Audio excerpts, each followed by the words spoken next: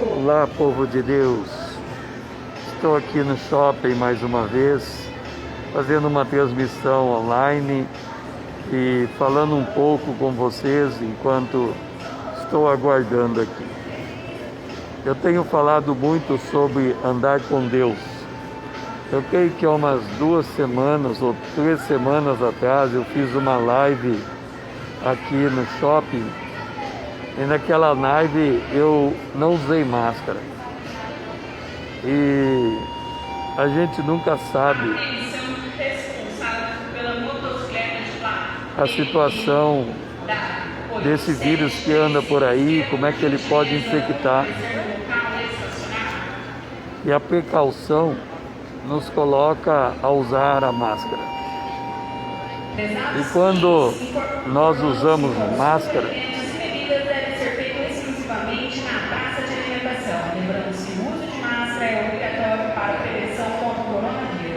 nós nos lembramos, eu me lembro quando eu uso máscara, eu me lembro de 2 aos Coríntios, no capítulo 3,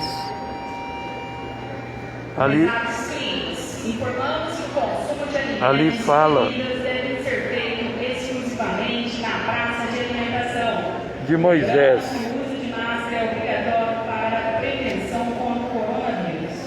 Ali fala de Moisés.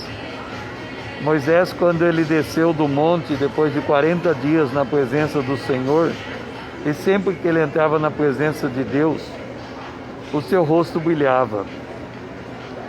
Depois, com o passar do tempo, o rosto perdeu o brilho, e ele manteve a máscara. O apóstolo Paulo, ele fala que a atitude de Moisés é como um véu, que está colocado no coração de todo judeu até o dia de hoje. Ele não consegue ver a glória de Cristo.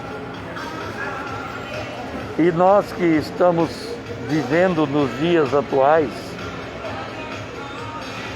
nós estamos passando por momentos difíceis no planeta. Jesus disse que quando esses sinais começassem a se cumprir, nós devíamos levantar as nossas cabeças, porque a nossa redenção estaria muito perto. E de fato, o cerco das trevas estão se fechando. Eu que me coloco numa posição de espectador das profecias, eu tenho um referencial no livro do Apocalipse, que me faz perceber para onde o mundo caminha. E a gente sabe que o mundo caminha para a marca da besta, 666. Quando eu falo sobre a marca da besta, o que me chama a atenção não é o selo que vai estar na testa ou na mão. Esse é um sinal explícito desta marca. Mas o que me chama a atenção é a articulação necessária para que a marca seja implementada. Naquele texto em Apocalipse capítulo 13, ele diz que a marca da besta, quem a tiver ou quem não a tiver, não vai poder comprar e nem vender. Quando o apóstolo João falou acerca da marca da besta, não havia tecnologia na época para explicar essa marca. Hoje, a gente sabe que o mundo está caminhando cada vez mais para o meio digital como um mecanismo de transação. O meio digital como mecanismo de transação já está incorporado no nosso dia a dia. Em que pese o fato de termos o dinheiro, poucos usam o dinheiro. A maior parte usa o cartão de débito, o cartão de crédito, paga suas contas dessa maneira. Mas o fato de estarmos usando o cartão de débito e o crédito também não é isso que me chama a atenção. Eu sei que A marca da besta é uma tecnologia informacional que vai permitir controlar todo o ser humano, e ele não vai poder comprar e vender se não tiver aquela marca. O que me chama a atenção é essa conjuntura mundial que caminha para um controle total. Por exemplo, em 1988, 89, por aí, 90, eu trabalhava em escritório de contabilidade. E na época o governo lançou o lucro presumido. O lucro presumido aparentemente era um mecanismo para facilitar a vida das empresas. Mas o que eu notei quando o lucro presumido foi implementado, duas coisas. A primeira, havia uma gama de empresas que não tinham registro na Receita Federal. Com o lucro presumido, elas vieram para esse registro. E a segunda, o número de documentação para as empresas, parece que a transição, o trâmite de papéis aumentou muito. O que parecia ser reduzir a burocracia, parece que a burocracia veio de outra maneira. O número de papel aumentou. Então nós tivemos aquele impacto. Quando veio o lucro presumido, uma gama de empresas entra no mundo corporativo, no mundo do CNPJ. Depois nós tivemos a micro e pequena empresa, e mais um contingente de empresas entraram no registro da Receita Federal. Depois nós tivemos o empreendedor individual. Lembra? Era para pagar um valor. Com aquele valor pago mensalmente, a pessoa ia ter tanto o benefício tributário, quanto o benefício fiscal, quanto o benefício previdenciário. Então, uma gama de empresas entrou para o mundo da Receita Federal. E assim o tempo foi passando e chegou essa pandemia. Essa pandemia, o mundo viu, o Brasil em especial, viu na necessidade de dar uma cota de renda para as pessoas que agora estavam sem fonte de receita, os seus negócios haviam fechado, o autônomo foi muito prejudicado porque ele não podia trabalhar. Então o governo deu esse bônus, esse aporte de recursos, e 40 ou mais milhões de pessoas vieram para o mundo da Receita Federal. O que a gente vai percebendo? É que as pessoas que antes elas eram desconhecidas do mundo informacional, elas têm agora o seu registro, seja porque elas precisam de uma conta bancária para poder gerir ou receber recursos do governo federal. Isso significa que mais e mais o ser humano está entrando para o controle do mundo digital. Nós sabemos que existem outras formas desse controle também ser e estar sendo implementado. Por exemplo, o aparelho celular. Um grande contingente de pessoas possui hoje o aparelho celular. E nos bancos de dados do Google, ou do Facebook, do WhatsApp, do Instagram e tudo mais que temos dentro do celular, toda a nossa movimentação, nosso percurso está sendo monitorado.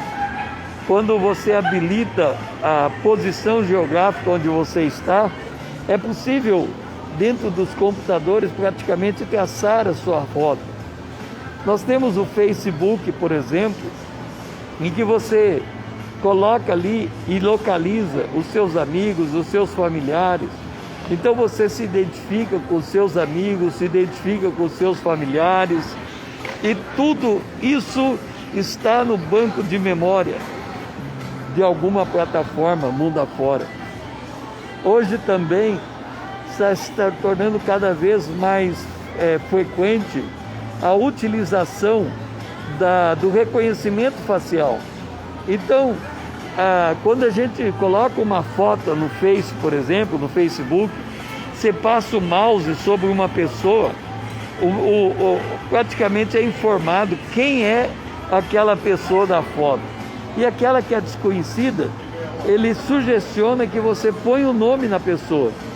E assim as pessoas estão sendo reconhecidas e está no banco de dados de alguma plataforma a localização dessas pessoas. O que a gente percebe com isso? Que o mundo caminha para a marca da besta, o mundo caminha para o controle total, o mundo caminha para um momento em que, quando for implementado na testa ou na mão a marca da besta, tudo mais já está organizado, preparado, adequado para esse controle mundial. Então, quando a gente percebe o desenvolvimento da tecnologia, o desenvolvimento da informação, nós vivemos numa época do conhecimento, se percebe também que isso tudo acaba se tornando um arapuca, porque o mundo de uma maneira geral caminha para esse momento em que haverá um domínio mundial. O governo que a Bíblia chama o governo da besta. E nós, como que nos posicionamos diante de tudo isso? Da mesma maneira que a gente vem andando durante todo esse caminhar, a gente vai desenvolvendo a nossa vida pessoal, cada um tem a sua própria esfera de atuação, cada um tem a sua formação profissional, cada um está inserido em um mundo corporativo, está fazendo o seu trabalho em qualquer nível. O que a Bíblia diz a respeito do final do tempo é que a gente deve estar atento para esse fechamento do cerco dos atos preparatórios para a vinda da besta. Podemos retardar um pouco pela nossa intercessão, pelo nosso testemunho, ou não. O mundo anticristão caminha muitas vezes a revelia de todas as coisas, ele tem sua própria agenda. Mas o que a Bíblia coloca, o que Jesus diz é que nós devemos estar atentos. Não significa que vamos levantar uma bandeira para lutar contra essas coisas. Não é esta a questão. Estar atento significa que há uma promessa de Deus que nós vamos sair antes que chegue esse dia da grande provação que vai cair sobre a humanidade. Estar atenado significa ter essa disposição de sair do planeta quando formos chamados para sair. Obviamente, quando a trombeta soar, os que estiverem vivos subirão, exige algumas condicionantes para esse subir. E uma das condicionantes é o cristão a pessoa ser nascida de novo e ser selada com o Espírito Santo.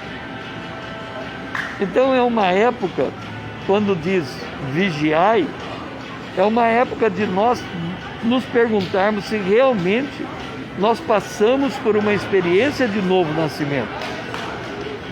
É uma época de questionar se a nossa fé realmente está firmada em Deus.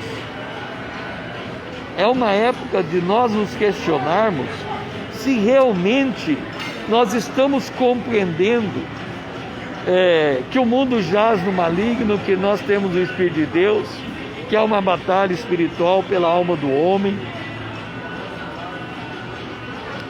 que vidas precisam ser alertadas e se preparar para esta hora.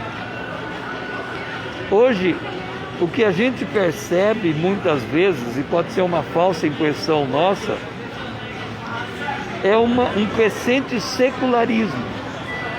um crescente desviar da fé. As pessoas estão vivendo como se as coisas serão como são, como se Jesus não estivesse voltando, como se uma batalha espiritual não estivesse sendo travada. Cada uma sentada no seu mundo, cada um sentado na sua vida, e vai levando, e não tem a consciência que nós estamos vivendo a hora da batalha final. E se temos essa consciência, o que muda? Se temos essa consciência, muda a percepção que temos do mundo. O apóstolo Paulo diz: quem usa desse mundo seja como se não usasse. Quer dizer, a pessoa tem uma clara percepção de que ela é peregrina nesse mundo, é passageira, ela está indo para a Nova Jerusalém. Então, nós temos que considerar os sinais, nosso posicionamento perante esses sinais, o nível de consciência que nós temos no reino de Deus. Que o Senhor seja louvado.